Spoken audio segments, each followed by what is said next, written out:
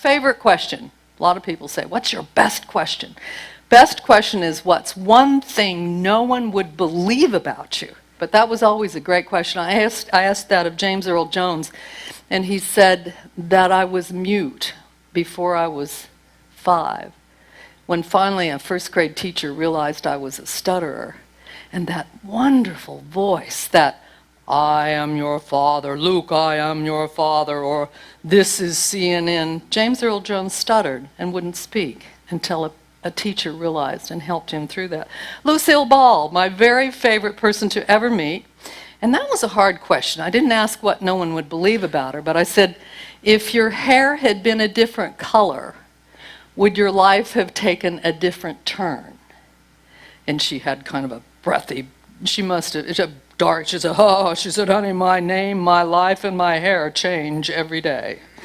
You know, things go all the way around in the sense that I remembered Walter Cronkite delivering the news that John F. Kennedy had been assassinated in Dallas. I was a junior in high school, and I can remember how the world stopped to hear him wipe his eye and deliver that news. And I hear that Walter Cronkite is going to come to our city as a fundraiser. We have a Catholic hospital there that always does huge fundraisers where they bring in important people. And I thought it would be fun to go visit Walter Cronkite before he came. I called his office and I said I had a show in South Texas, and talked to his assistant. She said, well, he doesn't do interviews unless you come to New York. And I said, well, that's fine. I'll come to New York. That would be great.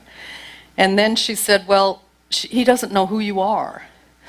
You'd have to have credential. And I said, tell him I'm the mystery girl at the Apollo 14 blastoff with Neil Armstrong when he didn't know who the woman sitting next to the Queen of Spain was in that report.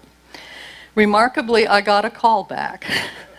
He did remember that day, and he agreed to let me come to his office. We had quite an interesting interview talking about that day in Dallas and my experience with the Kennedys. And the one thing I noticed out of the corner of my eye was this wonderful picture, a cartoon that Walt Disney had sent to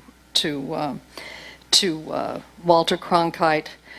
And on the picture was Mickey Mouse, and it was a cartoon that had come from the back where Mickey was kind of sitting up with his big white funny shoes on a cushion watching the TV, and you couldn't see who was on the TV, but there was a balloon that said the date, March 6th, 1989, and it said, and that's the way it is.